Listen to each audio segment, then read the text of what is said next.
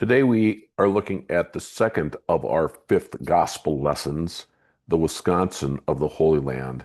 Before we look at the area of Galilee, the Wisconsin of the Holy Land, I just want to remind you of the five longitudinal zones that are in Israel that help us understand the climate and the lay of the land. So here's the Mediterranean Sea out to the west. There are the coastal plains. The Gaza Strip that we hear so much about is right in this area. Then there's the central mountain range where Jerusalem and Sychar and Samaria are found all the way up into Galilee. Then there's the Rift Valley, the Jordan River, the Dead Sea, the Sea of Galilee, Lake Hula. So it's very often called the Aqaba. And then there's the Jordan Mountains on the other side of the Jordan River, the Transjordan, so at the other side of the Jordan. And then about 20 miles to the east is the desert. So there's rain here up to the edge of the mountains. Then it's very dry to the east of the mountains. And then as the mountains start to go up on the uh, eastern side of the Jordan River, there's rain again, and the rain lasts for about 20 miles, and then the desert. We're going to be focusing on Galilee, Lower Galilee, and Upper Galilee, and the Jezreel Valley today. And just a reminder that in Nazareth, which is uh, right in this area near the Sea of Galilee, Nazareth receives about the same amount of rain as Milwaukee does. So it is a land flowing with milk and honey. Here is a map that shows the Galilee area.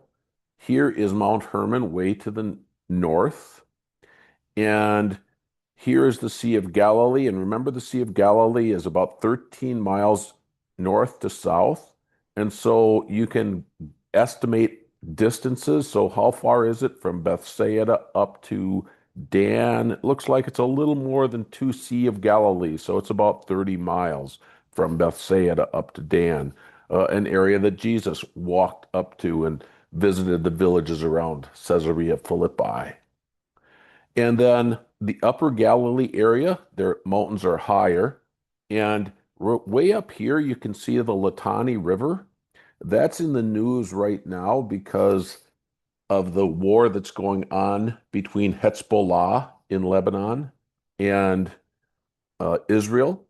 This part of Galilee is actually part of Lebanon today, and the Israeli government has warned everybody in Lebanon to flee north of the Litani River. So this is all Lebanon, and then the Israel border is way down here in just including Nazareth. And then go on to the next slide. It's always helpful to see where the tribes are, the tribes of Israel. So what we're looking at is the area of Naphtali. That's where Jesus conducted much of his ministry in Galilee, this northern area. And then Zebulun and Issachar were in the Jezreel Valley. And we'll talk a lot about the Jezreel Valley today. The trade routes uh, go through Galilee. So here is a larger map. Here's a close-up.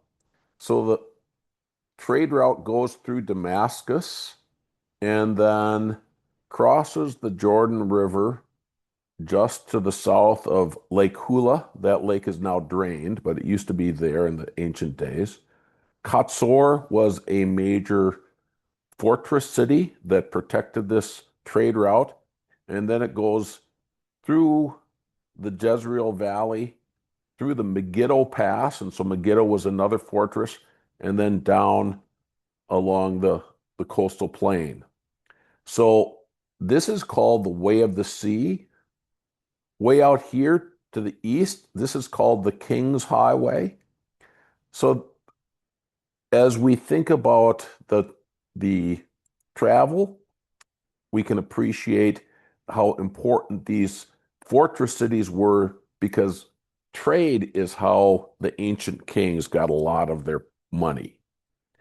So what's interesting is in the Bible account, it tells us that Solomon fortified Hatzor, way to the north, right on this way of the sea, Megiddo, and Gezer, and he also fortified Jerusalem. And the reason why I mention this is a study of these cities can help us see the reliability of Old Testament history. Archaeology has confirmed that. So first of all, here's just a picture of the tell of Megiddo. And it gives you a little idea of how high these tells are. So they were originally a city built on a hill that was just added to when the city was destroyed. They didn't remove the debris, they just built on top of it, and it got higher and higher and higher. I like to think of it as like a seven-layer salad. You just keep putting on layers and layers and layers, and an archaeologist, as he digs through those layers, has to be very careful to recognize where it's going through each debris layer. So this one is probably 150 feet high. Here is a air view from the air of the city of Megiddo, or the fortress of Megiddo. This huge hole right down here is the water system. We'll talk about that in just a moment. Here is a model. If you go to Megiddo today, you'll see this model. And what I want us to notice is the uh, gate complex right in this area. You can still see that gate complex yet to this day. Here are the original stones from that gate complex. As you go through Israel, very often you will see something like this wooden layer, sometimes it's painted black, that indicates these stones were found in sight, or in place. The stones above this line had been thrown down, and archaeologists, as they are finished, they recreate the area, and so you get a better picture. So this is a wide area with what they call alcoves along the way. And what's interesting is Solomon constructed these fortresses in Hatzor, Megiddo, and Gezer. And you notice how the gate complex is basically the same all the way through, with the three alcoves, or places where soldiers could be in it under attack. This is where a lot of the business of the city took place, in the gateway there. But archaeology shows, oh, these must have been designed by the same architect, the same contractors built it, which archaeology confirms the biblical account that Solomon developed these fortress cities. Another thing that the city needs is not only protection with the walls and the city gate, but it also needs water. And if you go to Megiddo, you will see the water system. You'll actually walk through it, and you can get a picture of how important water was and what great lengths they would go to get the water. So here you can see 15 meters, 10 meters, 15 meters. So this is about 40 meters, 120 feet below the ground. And then it's about 150 feet from when you get down to the bottom of the shaft that they dug. You follow this tunnel that they dug to get all the way to the spring. You know, springs aren't on top of cities. Cities and fortresses are built on top of hills because they're easier to defend. But where do you get the water? And so quite often you see these extensive water systems in the ancient cities so that they could withstand sieges. You can also see here that there's the original bedrock and then layers of earlier cities. That helps you understand that the tell gradually would get higher and higher and higher, the hill on which the city was built. Now we'll take another look at a map of Galilee. This time we're looking from the southeast and then looking to the northwest.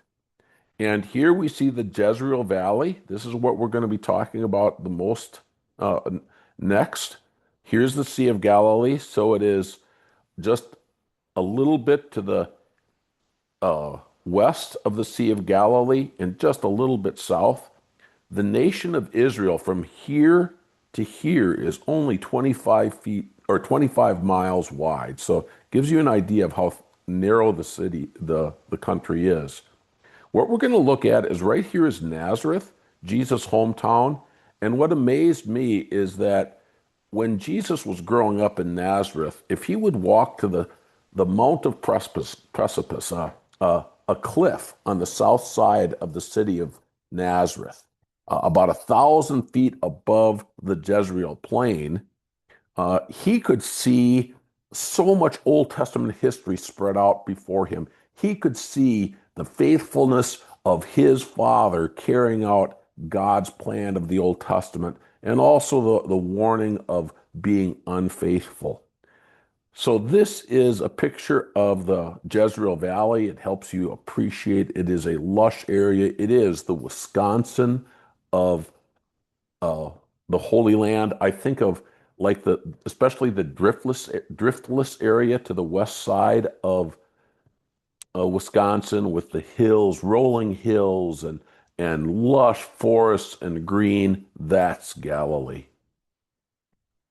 This is the view that Jesus would have had from the Mount of Precipice, about 1,000 feet above the valley of Jezreel.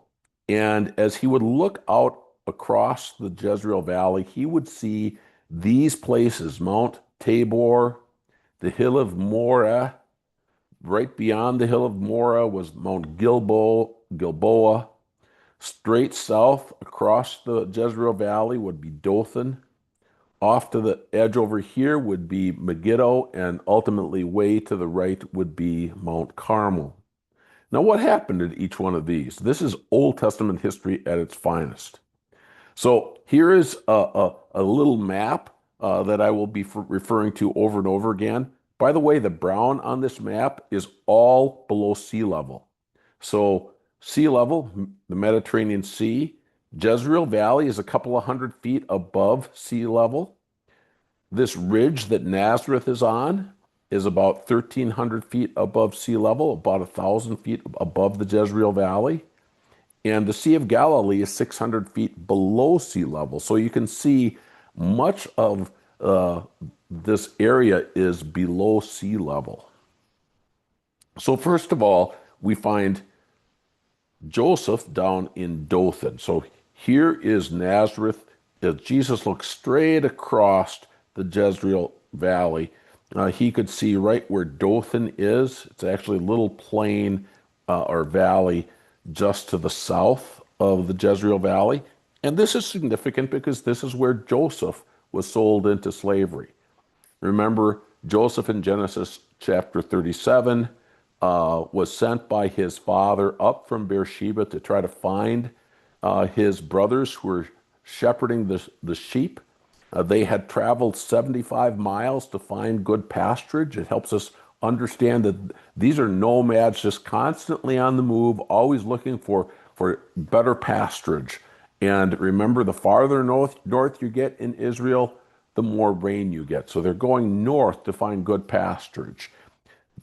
Joseph finally finds them in Dothan, and guess what?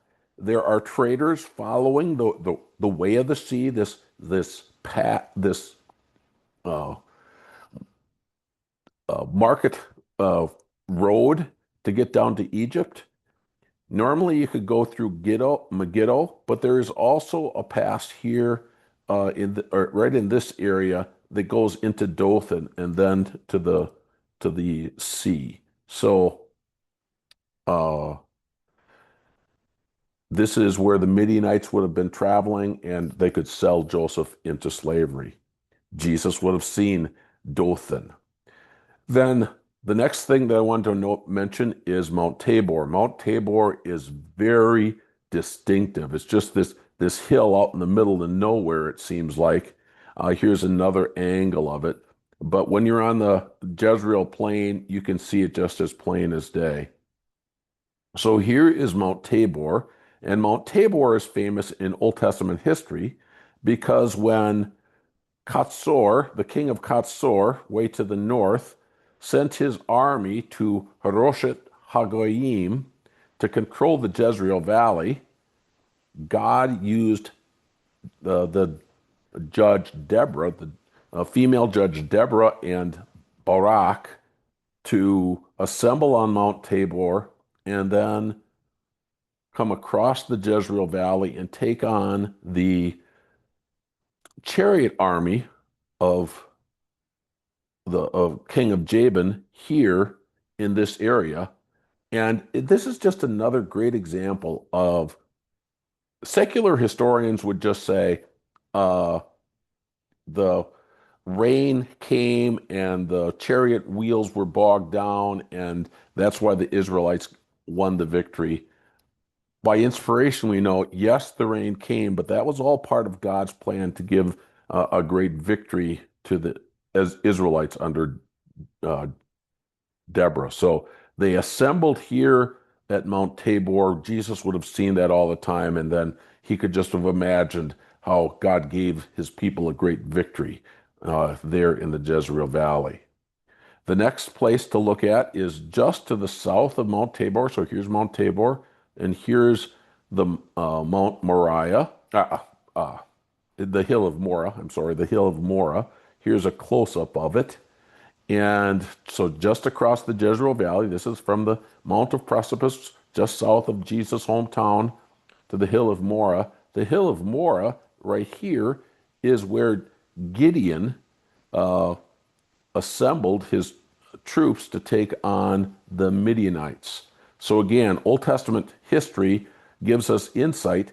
The much of the ancient history was the people out in the desert areas way out here were trying to get in to where there was good cropland.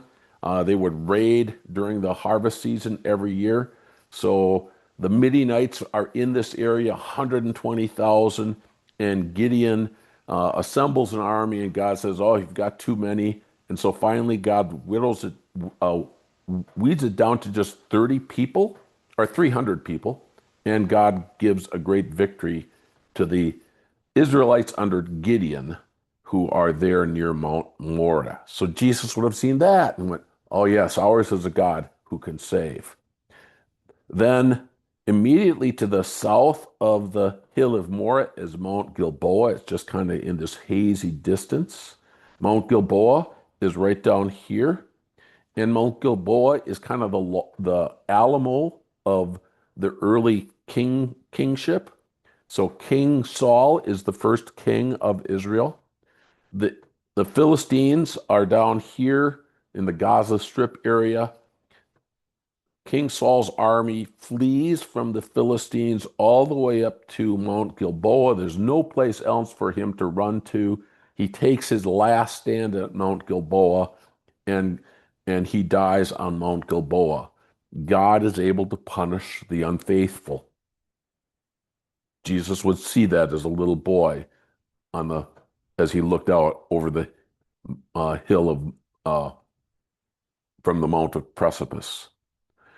Then we go to Mount Carmel way to the west that goes right out to the Mediterranean Sea, and that's where Elijah and the prophets of Baal, God sends fire down on Elijah's sacrifice. And then finally, we take a look at Megiddo. As Jesus looked across the Jezreel Valley, he would have seen Megiddo. So here's where Jesus would have stood as a little boy at the south edge of the Nazareth, and he could look across the Jezreel Valley and see Megiddo. And Megiddo was significant because Megiddo is where lots of battles were fought. In fact, the last godly king, Josiah, tried to fight a battle against the Egyptian army there, and he lost his life in that battle in 608 BC. Megiddo is a well-known battle site, kind of like in our country, Gettysburg. People who know anything about history will know about the Battle of Gettysburg. The same is true of Megiddo. It was a battle place. Whoever controlled Megiddo controlled a big part of the ancient trade routes. And so it was a place of battle. So in Revelation, it talks about Armageddon. Armageddon simply means mountain of Megiddo. So the Holy Spirit is using in this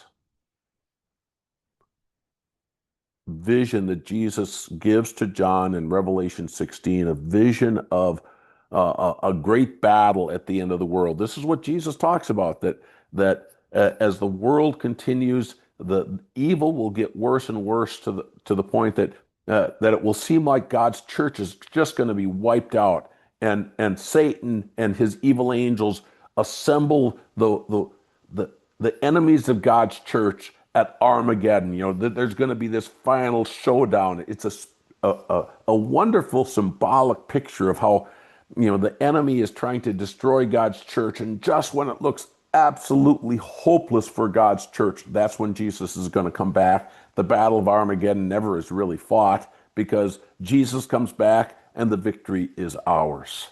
So that gives us a little flavor of the Wisconsin of the Holy Land, where Jesus grew up in the north, in Galilee, where there's lots of rain from about middle of October to the middle of March. There's lots of rain, 35 inches of rain.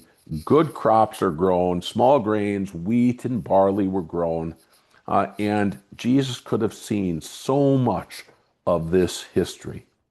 Next time, we're going to go just a little bit to the east, and we're going to see lake life in the sea, in the Holy Land. We'll see Jesus' ministry around the Sea of Galilee. Thank you, and God bless.